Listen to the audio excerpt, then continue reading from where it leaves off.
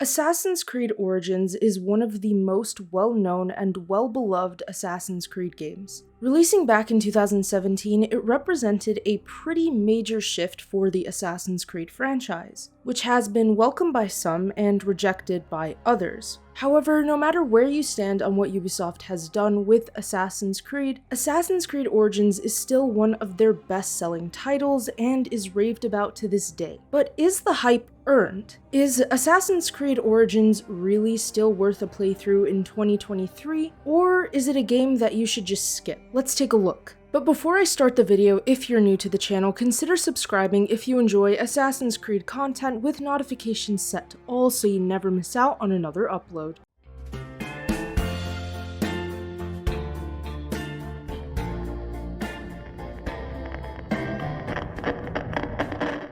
Assassin's Creed Origins tells the story of the founding of the Hidden Ones, the precursor organization to the assassins we get to know about in the first Assassin's Creed title. We also learn about the Order of the Ancients, who are the precursors to the Templar Order, which we also know about from the main Assassin's Creed story. Assassin's Creed Origins features the main playable character Bayek of Siwa. It also features a modern-day story set in the present with a new playable character named Layla Hassan, who relives Bayek and his wife Aya's memories through a modified Animus device. We'll get into the modern story later. Assassin's Creed Origins actually took 4 years to develop and was extensively researched for accuracy on the setting, which you can tell was done really well. Assassin's Creed Origins also brought some new improvements to Assassin's Creed, including an overhauled hitbox-based combat system. However, it did also change quite a few things, like push the focus less on stealth and more on combat and some level of RPG elements. In order to keep this video organized, I'm gonna break down my review into parts where I cover different aspects of the game. I'm going to talk about the story, the gameplay, map, visuals, the modern day setting, and some other miscellaneous things. First, let's talk about the story. Since Assassin's Creed is a single-player story-based game, this is a big part of my analysis, understandably. Assassin's Creed Origins takes place during the last period of Pharaonic Egypt in the Ptolemaic period. This was a time of massive unrest and problems throughout all of Egypt. Pharaoh Ptolemy XIII is struggling to maintain his rule, but he wants to expand his kingdom. His sister Cleopatra begins to gather forces to stage a coup against Ptolemy. Additionally, the Roman Republic has been entering and establishing more of a presence in Egypt under the rule of Julius Caesar, leading many to believe that an invasion is imminent. Spoiler alert for history fans out there, the Roman Empire does eventually overtake Egypt. In terms of the modern-day component of the story, Layla Hassan is tasked with finding an artifact in Egypt on behalf of Abstergo Industries. However, she finds a tomb with the mummified body of Bayek of Siwa. Hoping to find more information that would get her a better position in Abstergo's Animus project, Layla uses a modified Animus to enter Bayek's memories.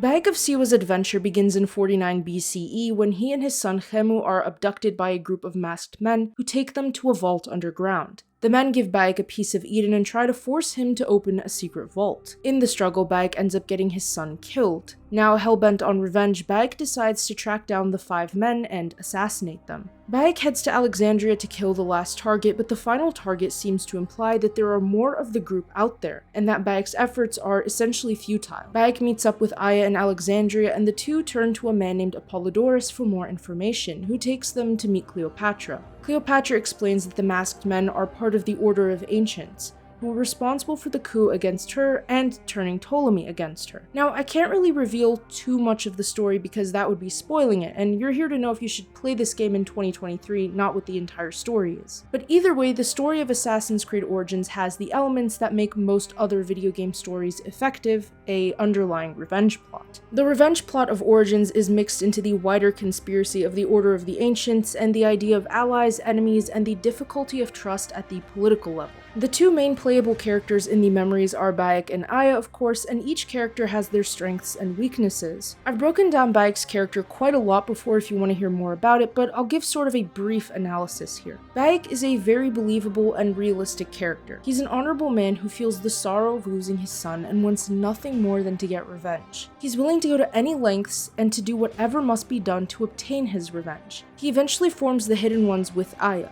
Obviously, Bayek displays incredible dedication. However, Bayek for the most part had a very personal stake in the story of Assassin's Creed Origins, much like many of the other Assassin's Creed characters. Aya was much more dedicated, I felt, to the foundations of the Brotherhood and mainly focused on her tasks. She was less in it for personal reasons in the way Bayek was, and more so had an objective in mind. Aya wanted to get Cleopatra to the throne of Egypt and overthrow Ptolemy, which I can't really say was good or bad, you'll just have to find that out yourself. The story is overall pretty good for Assassin's Creed. Is it the absolute strongest the series has to offer? No, I do think that the story of Assassin's Creed 2 and the first Assassin's Creed were just more interesting and compelling, even if their gameplay and visuals were not nearly as advanced as what we have in Origins. However, Origins does have an enjoyable story, with plenty of action, adventure, and peril. There's no shortage of exciting and interesting moments, and seeing how the Hidden Ones was founded was very engaging and compelling. I think Origins served as a good prequel and a good backstory, but there were definitely some things that could have been improved upon. However, no video game is perfect, so I often will excuse a few narrative missteps here and there, so long as they don't completely destroy the game.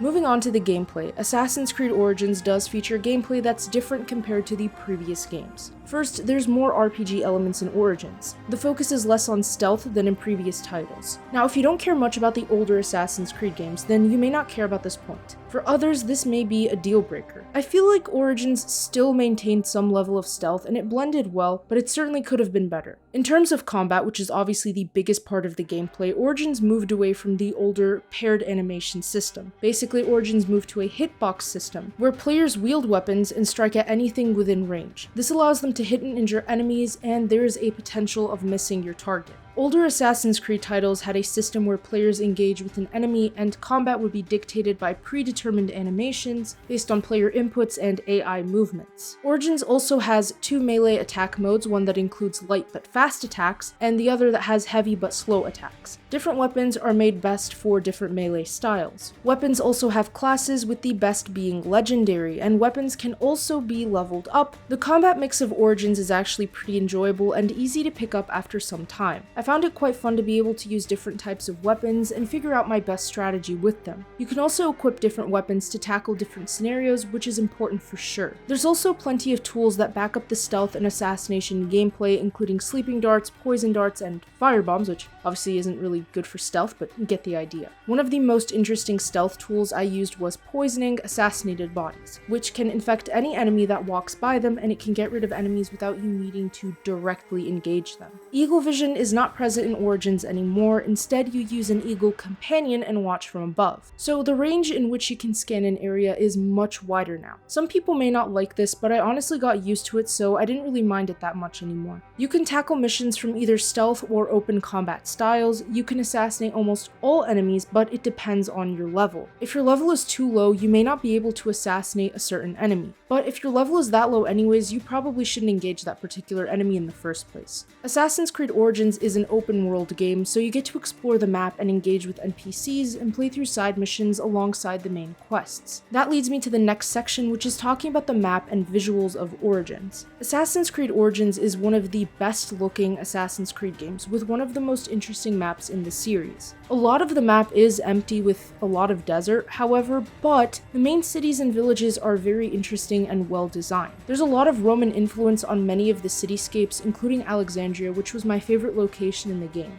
I'm personally a big fan of ancient Rome, so seeing a lot of architecture and influence from it was a welcomed thing. Visually, I love Origins. I think the colors mix well, the vibrancy is there, and the immersion factor works out well for this map. I truly think that Assassin's Creed Origins has one of the best settings, and you can tell that the developers did put a decent amount of effort in making the setting look the part. It truly is amazing, and I loved exploring the map of Origins. There's plenty of things to do in the map, like find treasure, ride around for no reason, engage with NPCs, participate in gladiator fights, chariot races, and more. There's opportunities to get cool armor sets as well, such as the Abstergo inspired armor, which I'm using in the clip you're seeing right now. This armor set does require you you to basically find every tomb and collect as much silica as possible, but it's well worth it when you realize how cool the armor looks. Honestly, it took hours, but it was worth it for sure. There is a store with some like armor sets in it as well, but I mean, you don't really need that, so don't worry about it too much. Now to circle back a bit to the main story, the modern day aspect is really weak in Origins. If you're a fan of the modern day story, don't expect too much from it. If you don't care about the modern story, then this probably doesn't matter to you at all. In fact, you'd probably want to play it anyways. Personally, I think they could have just done away with the modern story because I felt absolutely zero engagement in any of those scenes. I just wanted to get back into the gameplay. I didn't actually care about Layla. She was not a very interesting character.